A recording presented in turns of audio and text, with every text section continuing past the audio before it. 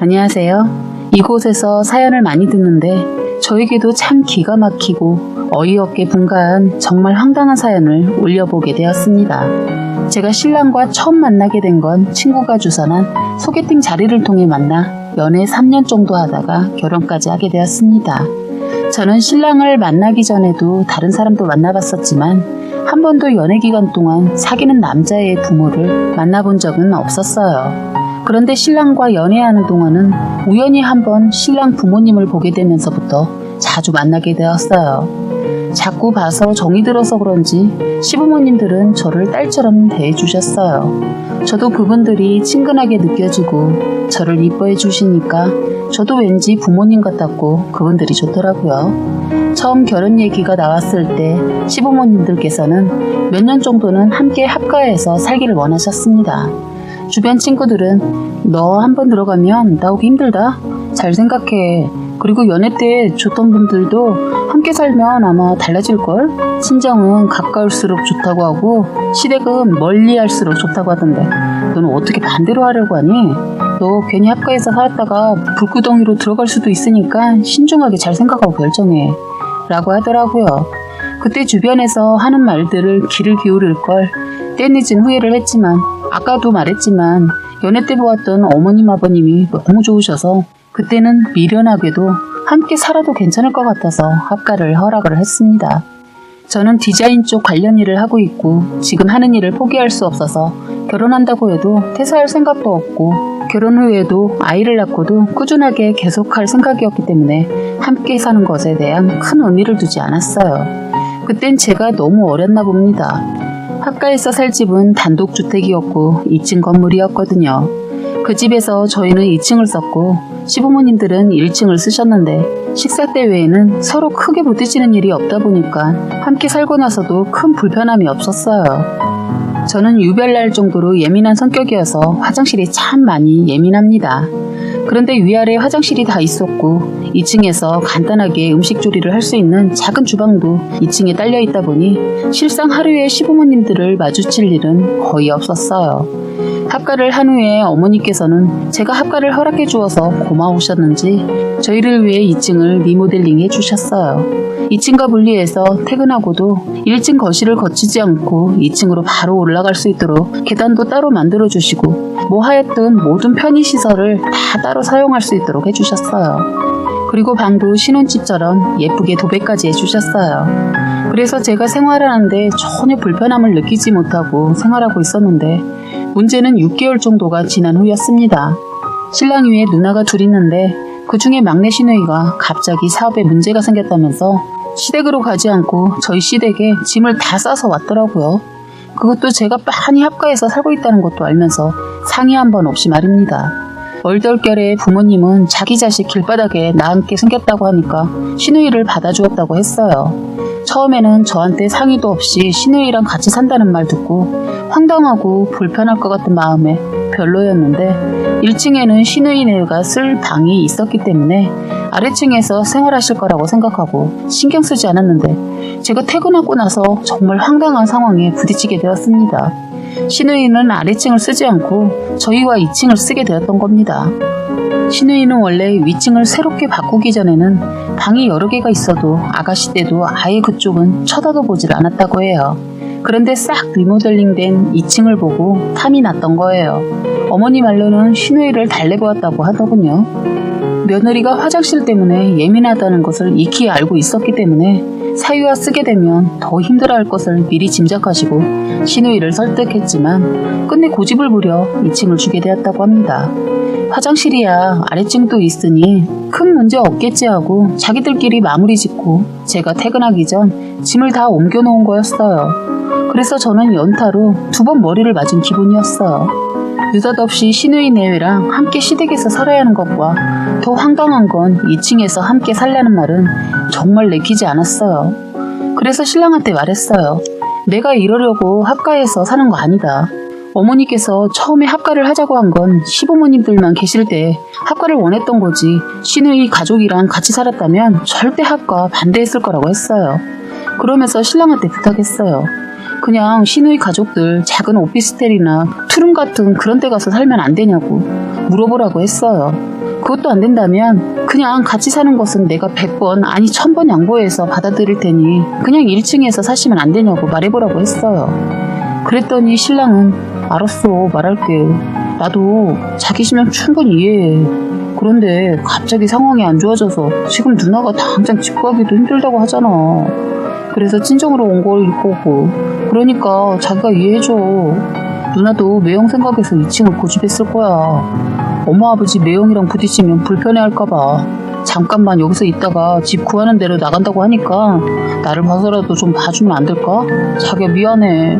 이렇게까지 말하는데 더 말하기 그렇더군요. 처음에 완고하게 반대를 했지만 내가 너무 냉정한가 하고 한 발 뒤로 빼고 그래 알았어.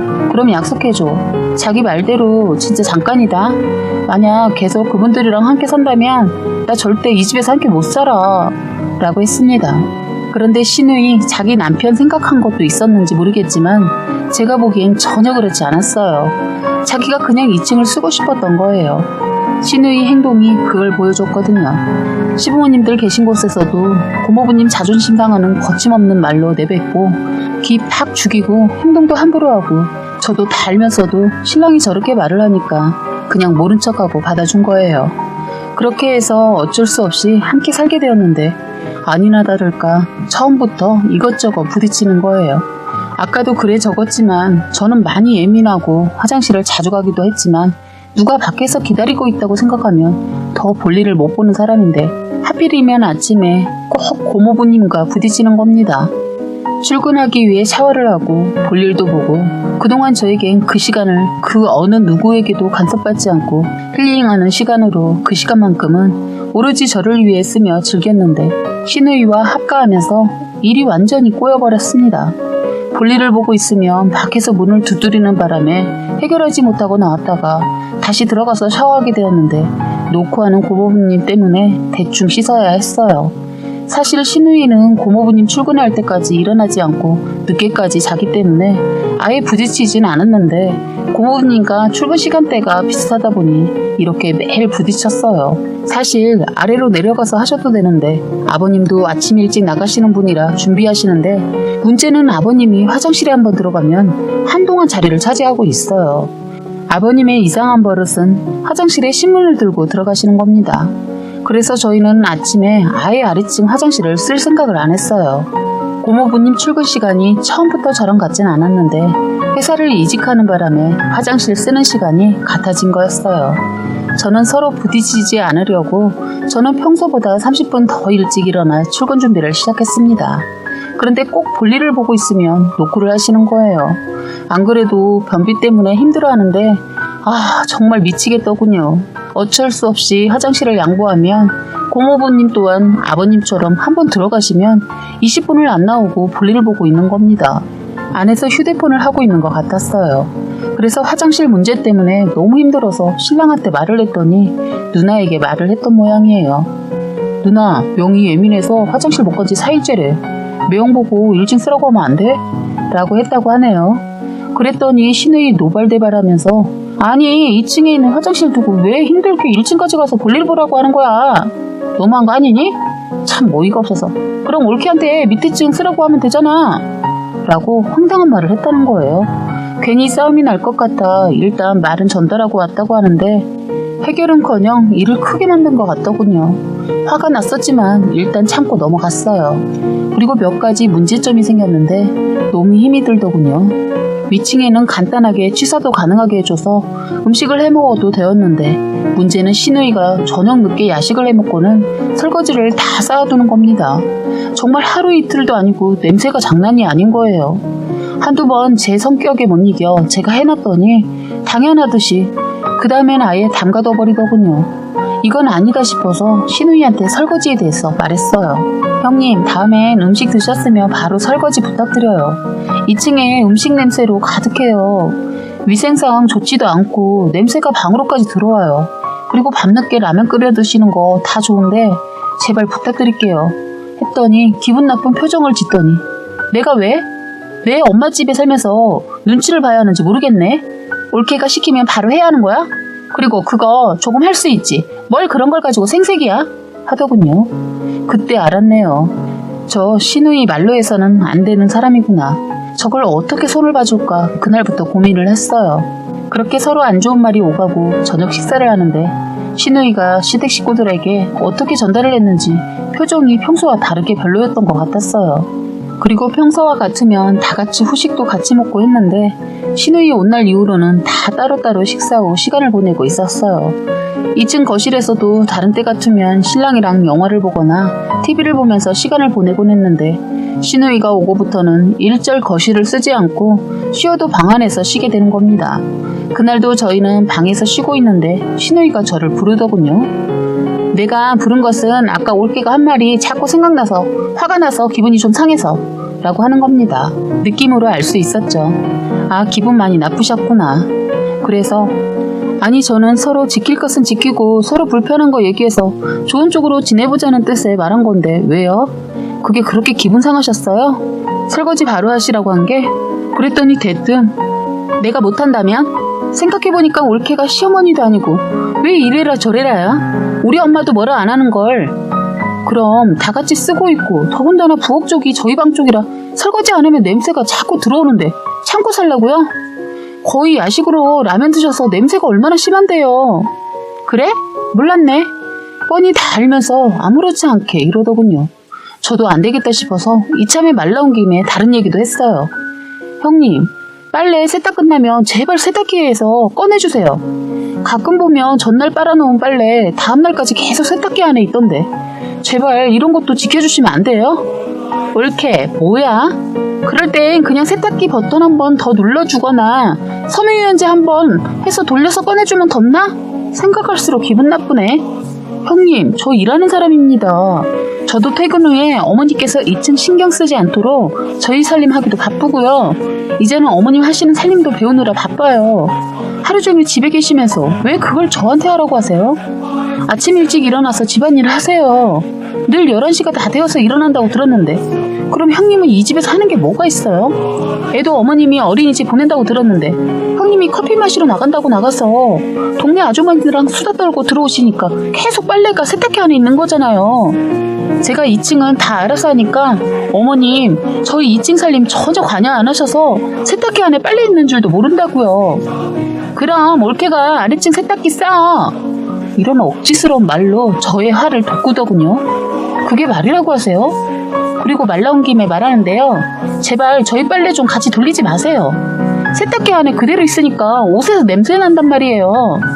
말을 더 하려고 하는데 제 말을 끊더니 뭐야? 나는 생각하고 해준 건데 보자 하니까 너 너무한 거 아니야? 하면서 반말로 하더군요. 너요? 너라니요? 그리고 저 죄송하지만 하나도 안 고마워요. 고모부님 속옷이랑 같이 돌리시던데 제발 저희 빨래 제가 퇴근해서 하니까 손대지 말라고요. 했더니 아래층에 들릴 정도로 큰 소리로 너 말 다 했어? 저 고모부님 속옷이랑 옷 세탁하는 거 솔직히 그래요. 그런데 어차피 한 번은 제가 말씀드리려고 했으니까 오히려 잘 됐네요. 했더니 갑자기 큰 소리로 가족인데 뭐가 그래? 그리고 뭐야? 내가 내 엄마 집에서 눈치를 봐야 하는 거야? 하면서 황당한 논리로 난리를 피워서 어머니께서 올라오셨어요. 너네들 왜 그래? 왜 소리를 지르고 그래? 하는데 신우이가 말을 이상하게 하는 겁니다. 아니 올케가 우리 옷들은 같이 빨기 더럽다고 자기들 거랑은 따로 빨자네? 하길래 어이가 없어서 형님 어떻게 말을 그렇게 하세요? 그게 아니잖아요. 했더니 시어머니 아니 가족끼리 뭘 그렇게 예민하게 굴어. 식구끼리 그냥 같이 빨면 되지 뭐가 더럽다고 그래? 해서 아까 형님한테 드린 말씀을 어머니께 그대로 말씀을 드렸더니 저에게 되려 너 너무 깔끔 따른 것 같아. 그동안에 지켜만 봤는데 너무 그렇게 살지마. 피곤해. 그냥 넘길 것은 넘기고 살아야지. 안 그러면 너 피곤해서 세상 살기 힘들어. 하시는데 어머님은 저를 이해하려고는 하지를 않고 되려 신우 편에 서서 제 말은 듣지도 않더군요. 신랑이 방 안에서 듣고 있다 나오더니 엄마 그건 아니지. 난 명희가 누나한테 말하기 곤란할까봐 내가 나가려다 말았는데 명희 말대로 같이 빠는 거 그건 아닌 것 같아. 명희 말이 맞는 것 같아. 매형 속옷이랑 같이 빨라니 내 거랑은 상관없지만 난 내가 싫어. 하니까 그때야 시어머니 말을 흘리더니 그런가? 하더군요. 이때다 싶어서 다른 얘기도 꺼냈어요. 형님 말이 나와서 드리는 말씀인데요. 저희 지킬 것은 지켰으면 해요. 제가 퇴근하고 오면 2층 싱크대에 컵이랑 라면 끓여 먹은 그릇이 그대로 있던데 그것도 제발 드셨으면 바로 닦으셨으면 해요. 치우는 것도 한두 번이지 먹은 사람 따로 있고 치우는 사람 따로 있는 거 힘들어요. 어머니 있는 데서 다시 얘기를 했어요. 그러자 시어머니, 너 내가 바로바로 치우라고 몇 번 말했어? 냄새나고 벌레 생긴다고 했잖아. 이놈 기집애는 결혼해서까지 속을 썩이네. 시어머니가 이렇게 나오자 자기도 무안했던지 먹고 바로 못 치울 수도 있지. 뭘 그래? 시어머니 대신해서 제가 어떻게 말을 그렇게 하세요? 뭘 그래라니요. 형님, 고모부님 밤늦게 라면 끓여주시고 그대로 담가두고 주무실 때 그거 제가 화장실 다녀가면서 설거지해요. 모르시는 거 아니죠? 했더니 시누이는 아무 말 않고 시어머니가 식구끼리 뭘 그런 걸 가지고 그러냐? 그리고 가족끼리 본 사람이 설거지하는 거지. 그런 걸 가지고 생색을 내고 하니? 이러면서 자꾸 식구 하면서 식구를 강조를 하더라고요. 가만 보면 어머님은 자꾸 가족이라는 거 하나로 모든 것을 제가 하기를 원하는 거예요. 정말 어처구니가 없었고 기가 찼습니다. 저는 어머님이 이런 분인지를 알았으면 절대 합가 안 했을 텐데 두 얼굴을 보는 것 같았어요. 어머니께 너무 실망하고 그냥 방으로 들어왔는데 밖에서 제 용을 보더군요. 아니 애가 가족끼리 왜 이리 따지니? 아유 피곤해. 누가 하면 어때? 진짜 피곤한 성격이다. 네가 좀 이해해라. 하면서 저를 험담하면서 시누이 편을 들면서 시누이랑 얘기하고 있더군요. 신랑도 그 소리를 듣고서는 엄마 진짜 그만 좀 하세요. 명희가 틀린 말 한 것도 아니잖아요. 만약에 아래층에서 매형이 매일 그렇게 해놓으면 엄마 어떻게 하실 건데요? 엄마도 못 참잖아요. 엄마가 못하면 남도 못하는 거 아셔야죠. 조금은 언성이 높아지고 지나친 말로 신랑이 하니까 어머님이 화가 더 나셔서 이놈이 지금 누굴 편을 드는 거야? 하니까 신랑도 지금 이 편 내 편이 어디 있어. 그리고 나도 힘들어. 화장실 청소며 2층 청소. 누나네는 한 번도 하지를 않아. 여기가 자기들 놀러온 펜션으로 알고 있나 본데 친정에 여행 온 것도 아니면서 나 아니면 명희한테 다 시키잖아? 남편은 따지고 들었어요. 아래층에서 저희 얘기를 듣고만 있던 아버님께서 올라오셨어요. 그리고서는 아버님은 왜 이렇게 큰 소리냐? 지금 이 집에 어른이 없냐? 엄마한테 소리 지르고 뭐하는 짓이야? 그리고 별이 엄마 너 앞으로 여기서 지내고 싶으면 너네가 한 건 편하게 하고 살아. 난 너네 받아들였을 때 알아서 할 거라고 생각해서 허락했는데 네가 이 집에서 하는 거 보니 이건 아닌 것 같다. 아무리 여기가 친정집이라고 놀고 먹고 있으면서 이래저래 핑계대고 아무것도 안 하는 건 너무 염치 없는 행동이야. 앞으로 모든 건 따로따로 해라. 하시는데 옆에서 잠잠히 듣고 있던 시누이는 갑자기 울면서 아빠 너무 하시는 거 아니에요? 저는 아빠 딸이라고요. 제가 친정에서는 그렇게 하지 시댁에선 그렇게 하겠어요? 나 요즘 힘든 거 알면서 어떻게 그렇게 말씀하실 수 있어요? 라고 하는데 참 말문이 막혀서 할 말이 없더군요. 하던 일 망해서 왔으면 더 잘 살려는 모습 보이고 욕먹을 짓 하지 말아야 하는데 어린 제가 봐도 시누이 행동이 너무 철없어 보이는 거예요. 그날 시누이는 울고 있었는데 때마침 뒤늦게 들어온 고모부님은 이 광경을 보고는 어쩔 줄 몰라하고 정말 엉망진창이었어요. 그렇게 크게 소란이 벌어지고 그 이후로 시어머니와 시누이는 뭘 잘했다고 똘똘 뭉쳐서 저를 무시하고 무슨 말을 해도 대꾸도 안 하더군요. 더 이상은 안 되겠다 싶어서 일주일 동안 참다가 뚜껑 열려서 퇴근하고 밥도 안 먹고 신랑한테 낮은 목소리로 침착하게 차분하게 말했어요. 신우 금방이라도 방구에서 나갈 것 같더니 지금 어머니 집에 들어온 지 한참 지났는데 나 진짜 더 이상 숨이 막히고 힘들어서 이 집에서 못 살 것 같아. 내가 이 집에 있다가는 죽을 것 같으니까 자기가 나 죽는 걸 보고 싶지 않으면 지금 당장 분가를 하던가 아니면 이 집에서 그만하자 했어요. 내가 이런 식으로 말한 적 없는데 이렇게 말하는 것을 보고 신랑이 그 심각성을 느꼈는지 갑자기 짐을 싸더니 같이 가자고 하는 거예요. 그래서 그런 신랑을 진정시키고 일단 1층으로 내려가서 부모님께 말씀드렸어요. 아버님, 어머님, 저 정말 죄송해요. 그리고 이런 대접 받으면서 이 집에서 못 살 것 같아요. 어머님, 형님 오시기 전에는 저희한테 잘 대해주셨는데 형님 오시자마자 저하고는 눈도 마주치지 않고 뭐든지 제가 잘못했으니 사과하라고 하시고 사사건건 전만 틀렸다고 하시는데 저는 이 집과는 맞지 않는 것 같네요. 저는 부모님이랑만 함께 산다고 했는데 이건 뭔가요? 제가 형님네 지지작거리 하려고 이 집에 사는 것도 아니고 또 형님 가정부도 아닌데 정말 이건 아닌 것 같아요. 허구한 날 퇴근하고 형님이 어질러 놓은 거 거실부터 시작해서 화장실, 부엌, 빨래, 청소, 치우기 바빠요. 저 너무 힘들어요. 저 이러려고 함께 산다고 한 거 아니고요. 저희 그만 분가하겠습니다. 말씀드렸더니 시어머니 자기 딸 안 좋게 말했다고 얼굴을 구기며 인상을 쓰시더라고요. 어머니는 기분 안 좋은 말투로 얘 봐라, 같이 산지 얼마나 됐다고 그런 말을 하냐? 잠깐 형님 집안이 안 좋아져서 함께 산 건데 그것도 이해 못하니? 그리고 얼마나 치웠다고 죽는 소리를 하는 거야? 전 그러면 앞으로 내가 2층 올라가서 치울 테니까 좀 참고 살아라 라고 하더라고요. 그때 저는 뚜껑 열렸습니다. 저 정말 이런 말씀 안 드리려고 했는데요. 자꾸 이러시면 저 이 사람이랑 사는 거 다시 생각해 보려고 해요. 저 이러려고 이 사람한테 시집 온 거 아니에요. 그리고 아까도 말씀드렸는데 형님네 가족 뒤치다거리 하려고 시집 온 거 아니라고요. 이렇게 말했어요. 그랬더니 2층에 있던 시누이가 내려오더니 한 소리 하는 거예요. 옳게 듣자니까 너무하네. 알았어. 내가 더러워서 내가 치우고 산다고. 그럼 됐지? 라고 하면서 화를 내길래 아니요. 저는 이대로 못 살고 형님이 나가서 살든 아님 제가 나가서 살든 할 거예요.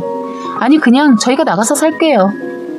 그리고 어머니 아버지 앞에서 이런 말 하면 안 되지만 형님 대접 받으려면 똑바로 하세요. 라고 했더니 저에게 막 쏘아붙이더라고요. 신랑은 그렇게 쏘아붙이던 시누이에게 그래 누나가 잘한 거 없어. 그리고 아까 명희한테 너라고까지 했잖아.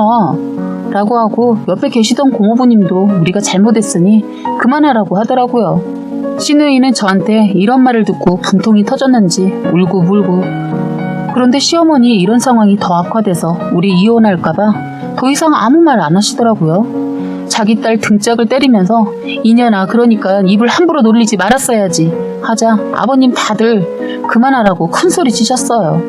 그렇게 사태가 진정이 되고 아버님도 이제는 두 모녀한테 두 손 두 발 드셨는지 분가를 하라고 하시더군요. 그리고 옆에 계시던 어머니도 집안에 더 분란을 만들고 싶지 않아서 그런지 나가 살라고 하더라고요. 저는 시어머니 변덕이 심해서 또 언제 변하실 줄 몰라 바로 이때다 싶어서 다음날 신랑을 데리고 나가서 시댁과 멀리 떨어진 곳에 집을 알아봤고 때마침 원하는 구조의 집이 있어서 바로 계약하고 왔습니다. 초수비로 집 계약하고 말이 나온 지 일주일 만에 후다닥 이사까지 마쳤습니다. 그 일이 있고 나서 한 번은 시댁에 갈 일이 있어서 잠깐 들렀는데 시누이는 어디 갔는지 없고 시어머니 어이없게도 제가 2층에서 하던 일을 시누이 대신에 하고 있더군요. 즐겁게 하시고 있는 것도 아니고 제가 온 줄도 모르고 오만상을 찌푸리고 있는 짜증 없는 짜증 다 내시면서 내가 말년에 딸년 때문에 뭔 고생인지 모르겠네. 내가 전연을 받아들이지 말았어야 하는데 저 화상을 내쫓아버려야지. 어휴 내가 못살아 내 팔자야. 하시면서 저한테 말했던 가족이라는 것 때문에 그러고 계신지는 모르겠지만 어머님도 이제는 저의 고통을 느끼셨는지 저를 보자마자 저를 앉혀놓고 피태를 세우고 신의 흉을 보시더군요. 저는 그때 속으로 어머니를 욕 좀 했네요. 이제 딸년 팥줄부 노릇까지 하네. 아이고 저런 미련하시기는. 그러길래 왜 고생을 사서 하냐. 그냥 내보내고 살지. 속으로는 욕을 하고 말로는 어머니 그때 제 심정 이해하시겠죠? 저 그때 많이 힘들었어요. 어머니 힘든 거 뭐 참아야지 어떡하겠어요. 형님도 잘 되실 거예요. 그때까지만 어머니께서 힘드시겠지만 고생하셔야죠. 어떻게 하겠어요. 가족인데. 라고 비꼬는 식으로 말했더니 한숨을 푹 쉬고는 당신이 저한테 한 말이 있어서 그런지 아무 말도 안 하시더니 안방으로 가서 쉰다고 들어가 버리시더라고요. 속으로 고소했습니다. 저는 이렇게 시댁에 들어가 이런 일을 겪고 나서 들었던 생각은 처음부터 주변 사람들 말을 들었어야 했다는 거였어요. 시부모님들이 너무 좋은 분들이라 같이 살아도 좋지 않을까 하는 미련한 생각을 하고 있었는데 제가 정말 미련했구나 라고 뒤늦은 후회를 하게 되었네요. 주변에서도 그 봐라 내가 했던 말 하나도 안 틀리지? 원래 시자 들어가는 사람들이 그래. 그래서 시자 들어가는 사람들은 근처에서도 같이 있으면 안 돼 라고 하더라고요. 그래 내가 그 말을 안 들어서 몸으로 체험하고 알았네 라고 하면서 저는 쿨하게 인정했네요. 그리고 한심하고 뻔뻔한 시누이 앞으로 형님 대접 안 할 거라고 신랑한테 말했어요. 저는 앞으로 어떤 일이 있어도 두 번 다시 합가는 생각도 하지 않을 겁니다. 그리고 앞으로 결혼하실 분들 아무리 시부모님들이 좋다고 해도 절대 합가는 꿈도 꾸지 마셨으면 하네요. 라고 사연을 올려주셨습니다. 오늘의 사연은 여기까지였고요. 구독과 좋아요, 알림 설정 부탁드리겠습니다.